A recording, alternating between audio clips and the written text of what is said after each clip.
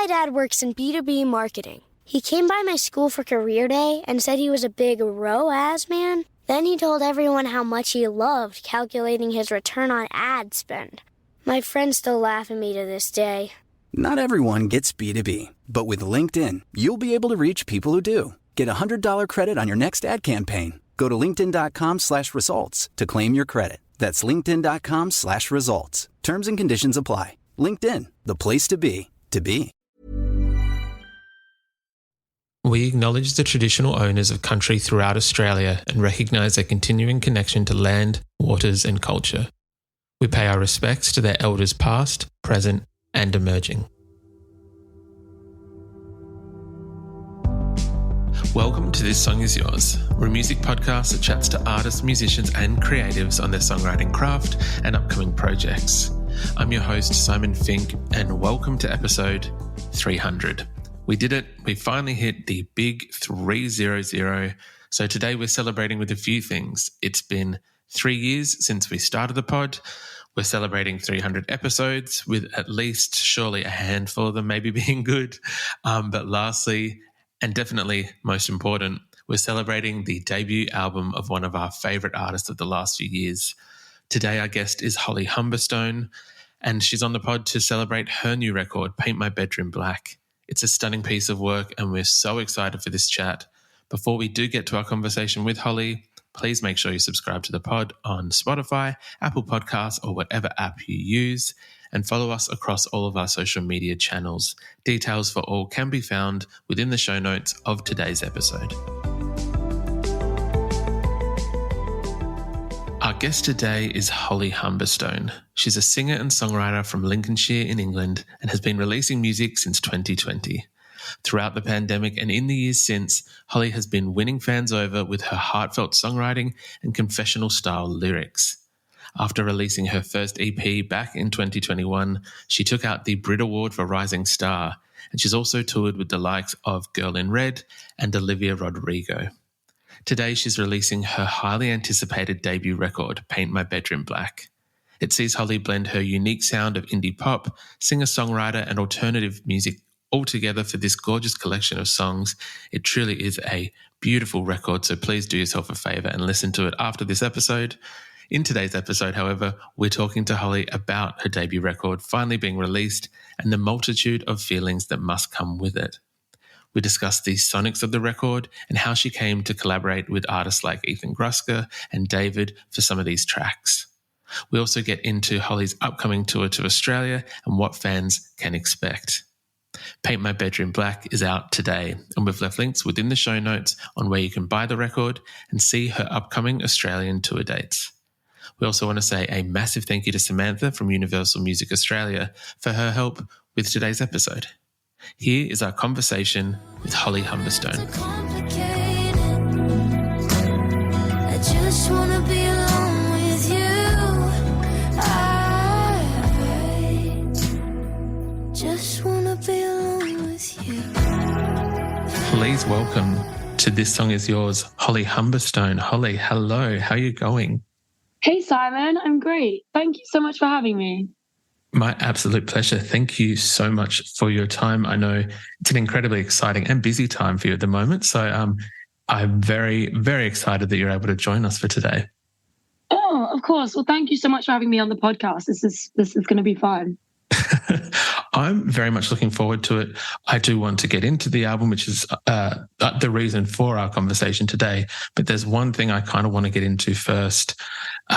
We were very lucky enough to have a little sneak peek of the record, and thank you very much for that. There was one little lyric that kind of, I would say that I was already a Holly Humberstone fan before this record. It might have elevated my opinion of you even higher. I want to discuss The OC, the TV show. Oh, yes, The OC. Oh, my gosh.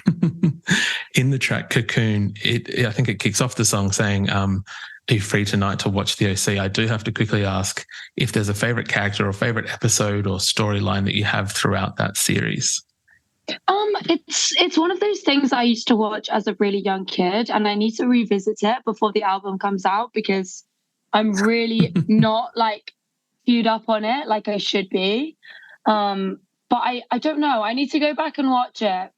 It's just kind of like this. I feel like I've become like, the busier I've got with music, the more I need to kind of distract myself with kind of like mindless like TV shows. But I feel like I really need to go back and watch it, because I don't actually know off the top of my head if I could remember like an episode or answer this question correctly. Like I need to go back and do my research a little bit more.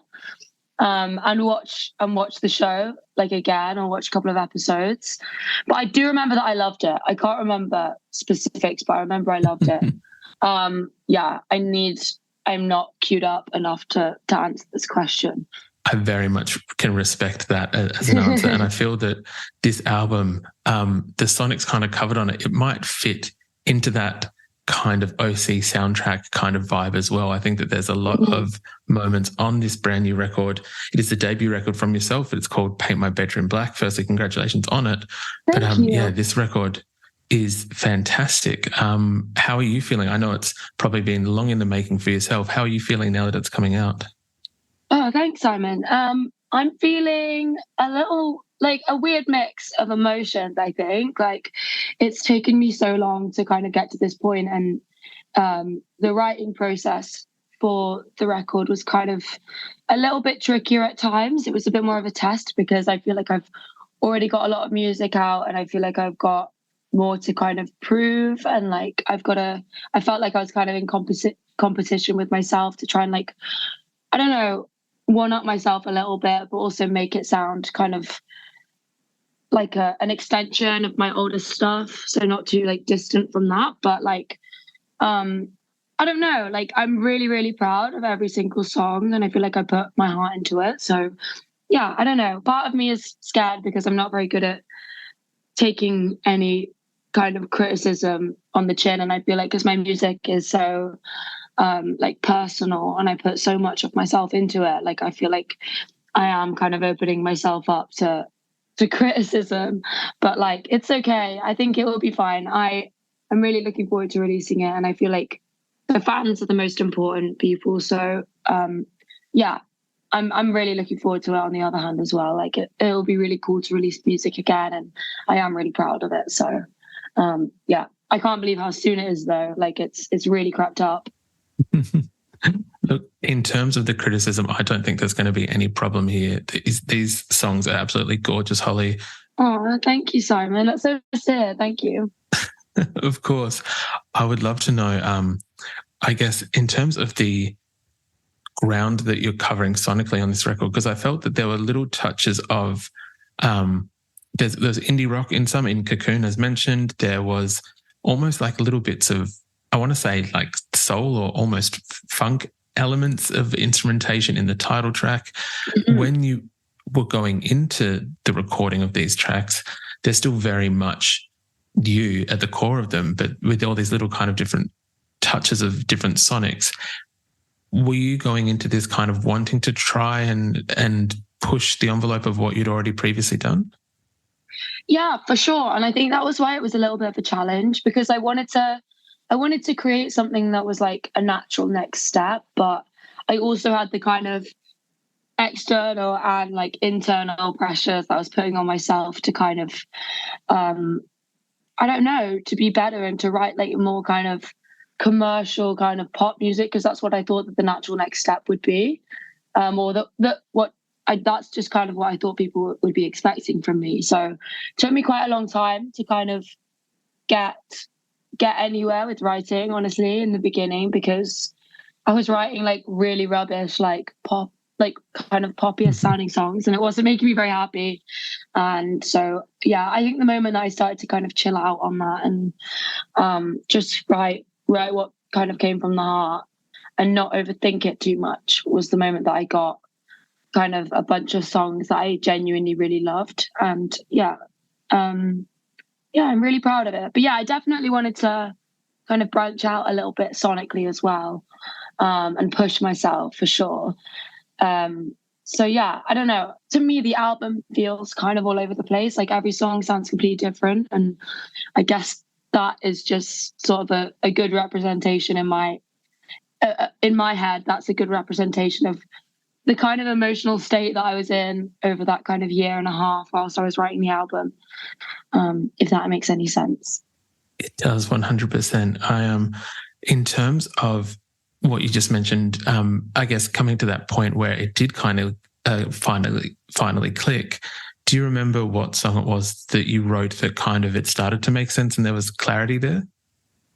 I think that it was Ghost Me. It's a song called Ghost Me, and it's I wrote it about being away from home.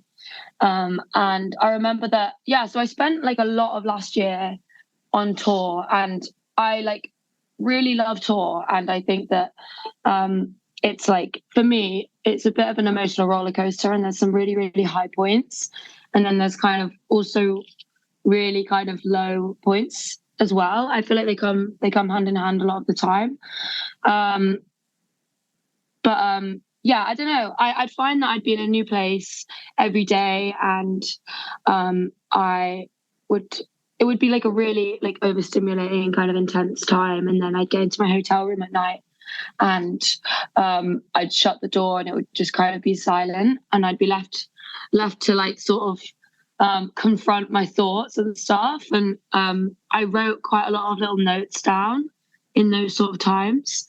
And that's kind of where Ghost Me came from. There's a line in it that says, the more I see, the less I know, and this feels like the Truman Show. And I just remember writing that down on my notes, and then I got off tour and I got in the room with my friend Rob, who I write most of my stuff with, and another amazing singer-songwriter called Ben Leftwich, who I write quite a bit with as well.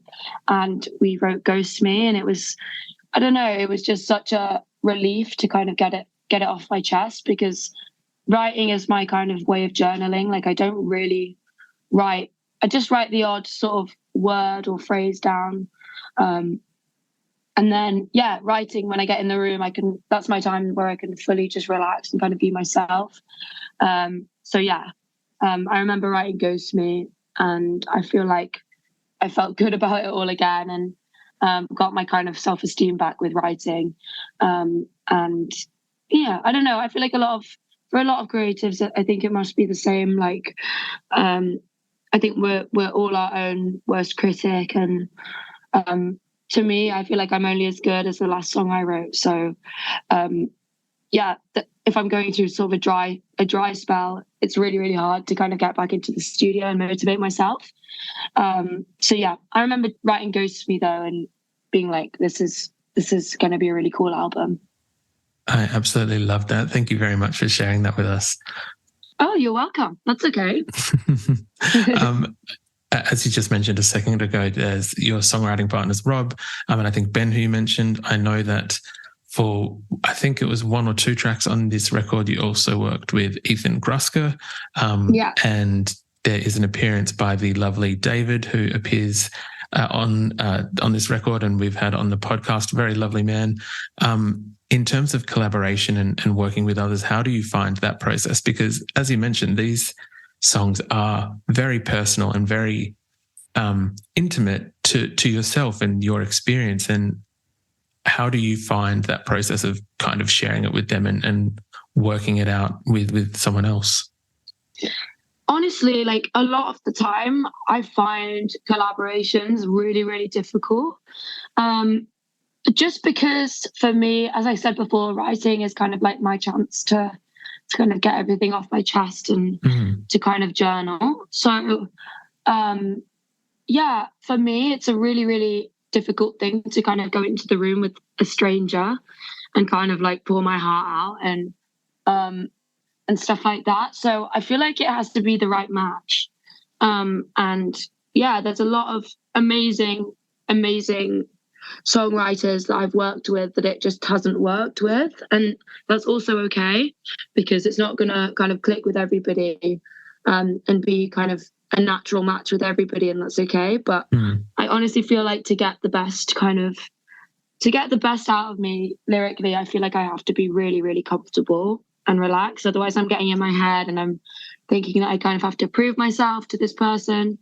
But I was in LA, and I was really far away from home, and I kind of had like a really unsuccessful writing trip, and I was a bit down. And then we had like a weekend off, and I have been like a huge fan of Ethan's for such a long time. Like, I love his work on all the Phoebe stuff and all the other stuff that he does, and his, like, I'm a huge fan of his solo project as well. So I kind of reached out and was like, are you free at the weekend? I'd love to work with you. And I know that he'd come to a few of my shows before when I've been playing in LA. And he was just like really open to it. And I thought, this is an opportunity that I just have to try out. I can't pass this up because I'm obsessed with this man. This man is God, as far as I'm concerned.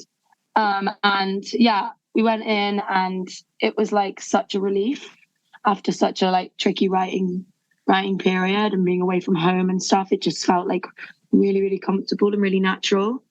And he had this studio that's like, it's honestly like nothing I've ever seen before. He's filled it with like little like random kind of little trinkets and little weird objects that just make sounds like that. Yeah, it's a really, really cool little, he's got this little cave, yeah. And we went in and we started to write into your room, and it was just like a really, really fun day. And I feel like, to me, the best songs that I've written, in my eyes, the ones where I can remember the day that we wrote on, and that was definitely like a really memorable time.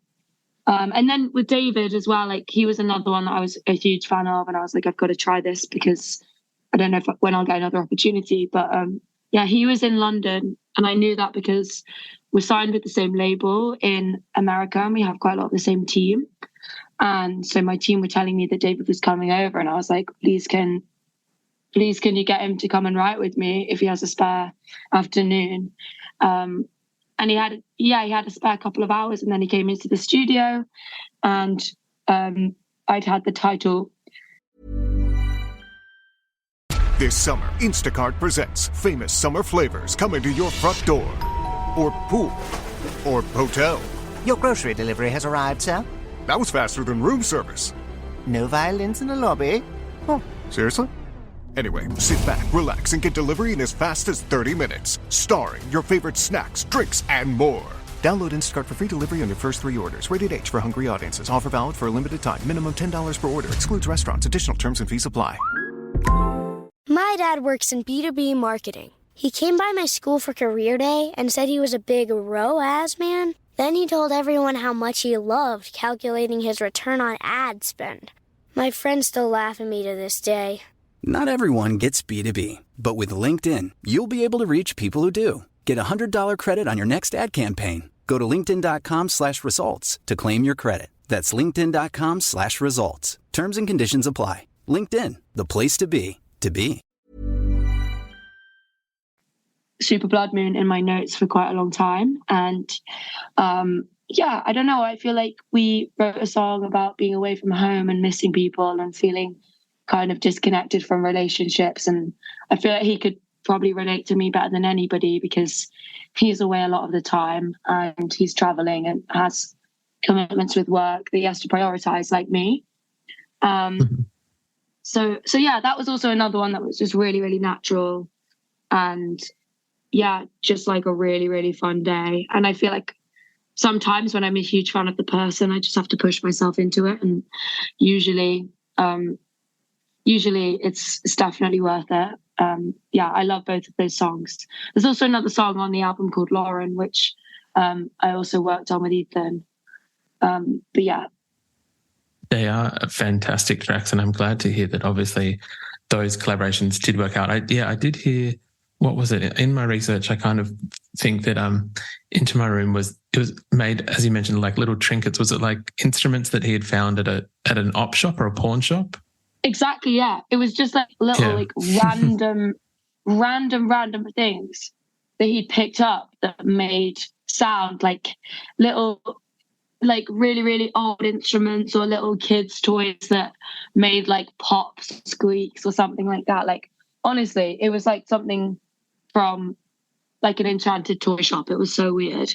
But it was really, really inspiring. And I feel like that's why Into Your Room sounds so different, because we had so much to kind of play with. That's awesome. I do love that. I wanted to be just a little bit selfish, if I may be, and just ask about one of my favorite tracks on the record. It was called Kissing in Swimming Pools. And this song there's like an old romantic kind of charm to it. And the chord progression in the chorus, just near that end of the chorus, is absolutely heart-melting. Can you kind of inspire... Oh, that's okay. Are you able to share with us the inspiration or the creation of this song and where it came from?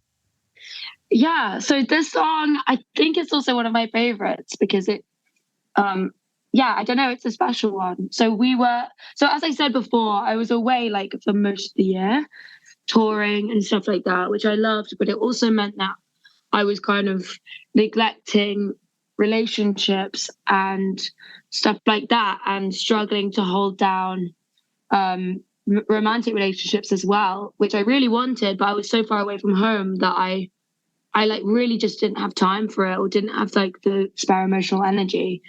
And I mean, it's definitely like a metaphorical song. Like nobody has a swimming pool here in the UK. You guys are lucky in Australia, but it's too cold to have that over here. But yeah, I feel it's kind of like I just wanted to write like a love song really.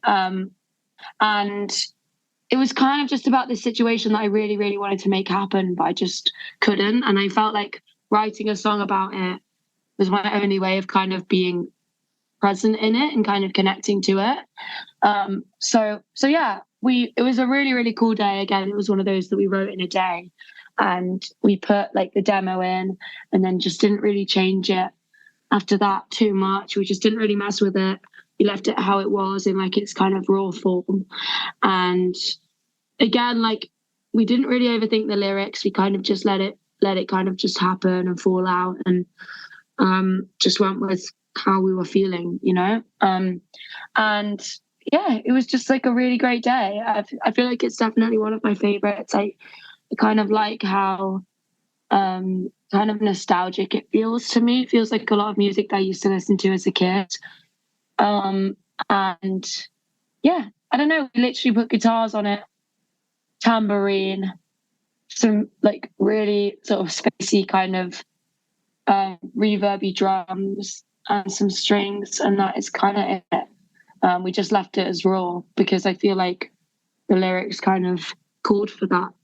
But I'm glad that you like that one because it's one of my favorites for sure. There is some absolute magic in that song, and whatever it is, I can see why you kind of left it almost as untouched as you could. So thank you for sharing that with me. I appreciate it, Holly. As you mentioned, you did mention Australia. You are coming back to see us in a number of months, which is very exciting. I think you were only here last year, if I'm correct. Yeah, I think I was only over with you guys. When was I over in Australia? It wasn't very long ago. I think it was last summer. Our summer last year. I think it was, I came over for Splendour in the Grass. Yes. So whatever time of year that is, I was there at that point. But I mean, I absolutely loved it. I wasn't expecting it to be so cold. I do have to say that, because it was like gorgeous weather in the UK. And then I came over and all I packed was tiny little shorts. And then it was like 10 degrees. And I was quite shocked because I feel like, you know, I've always been told that Australia is like boiling hot and that there's spiders and snakes everywhere. And it wasn't anything of the sort. But yeah, I am coming back, and I'm coming back in the new year. And I'm going to do a headline show in Sydney, which will be really, really fun. And I'm going to do a couple of festivals. So yeah, I mean, I'm expecting it to be really, really hot this time round because it's your summer. And I'm just really excited because last time I was there, I feel like the shows were amazing.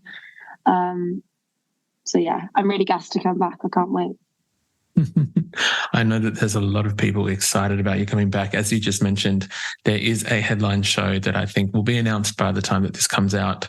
And I did do a little bit of research and having a look at the math. I think that the previous venue you played in Sydney was a capacity of a certain amount. And I think this one is almost double, which is very exciting. I know that there's a lot of Australian fans excited to see you. What can, I guess, in terms of playing a festival show in Australia compared to a headline show, what can fans kind of expect from the headline show?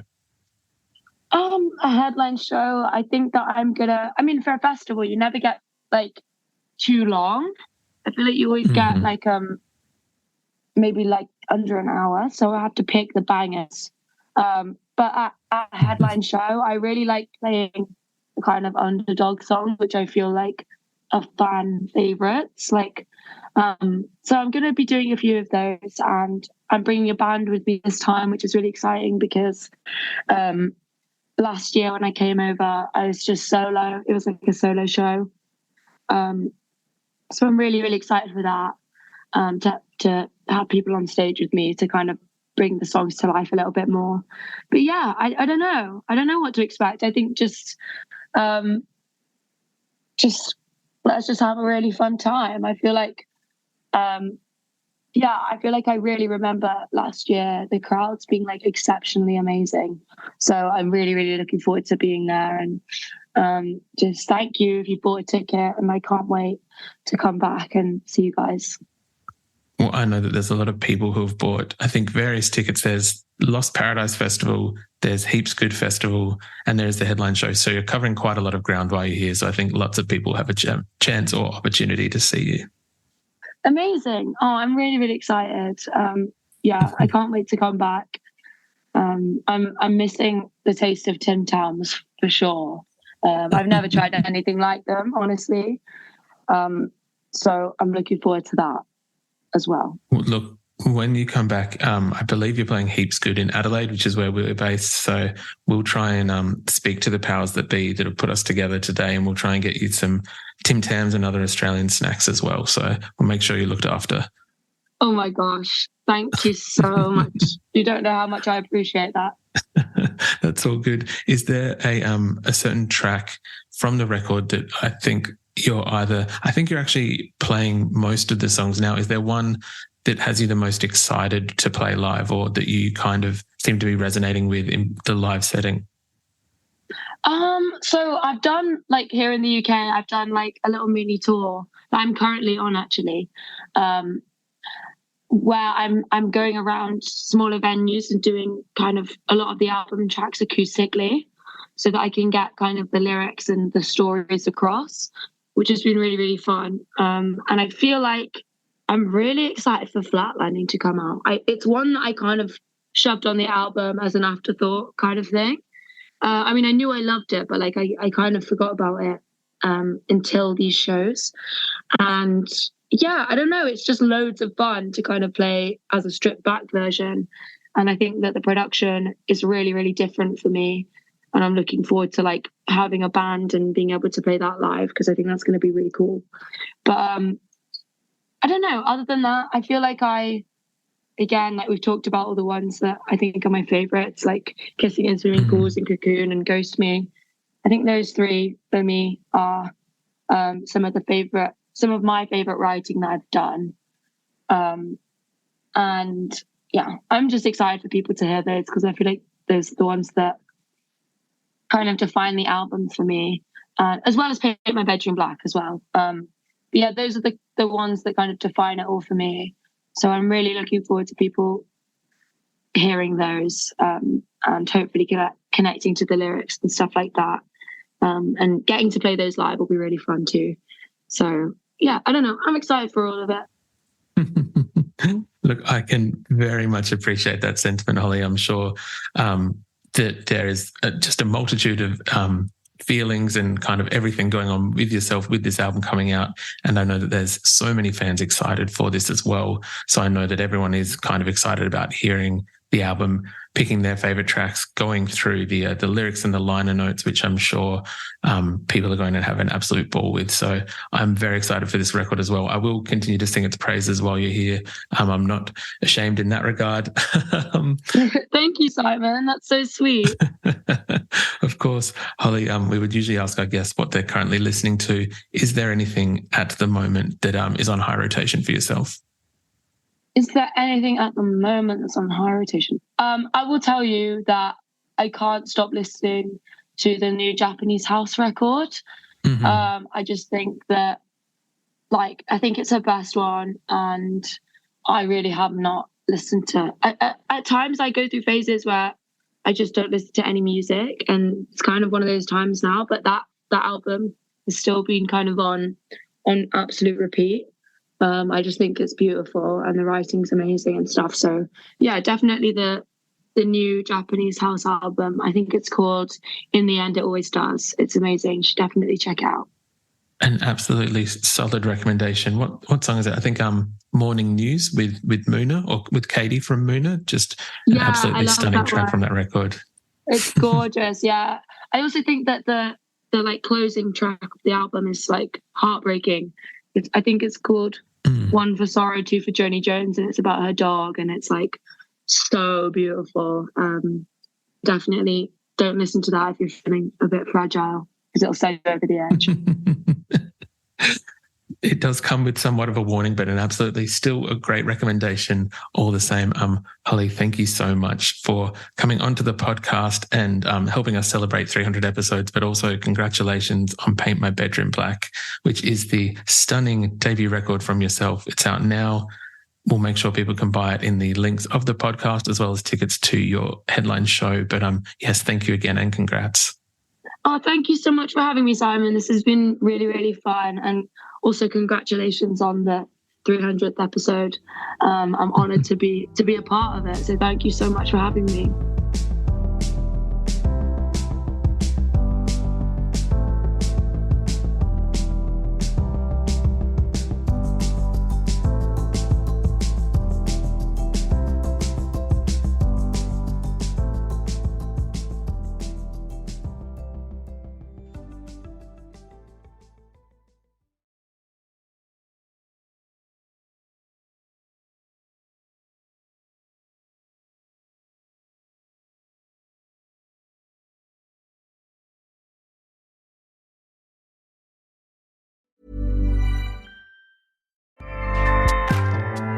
Acast powers the world's best podcasts. Here's a show that we recommend. Are you ready for some hoops off? Are you ready for some hoops off? This is legitimately what you see people do right before they're going to fight. They take off their hoops, their earrings, because they don't want to get them ripped out of their ear, and they get ready for battle. Hey, I'm Liz. And I'm Karen. And you're listening to Hoops Off from Luminary.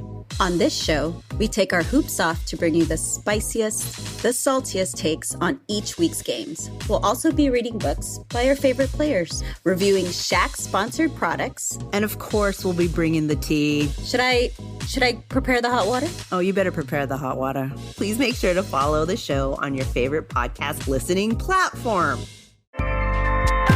Acast helps creators launch, grow, and monetize their podcasts everywhere. Acast.com.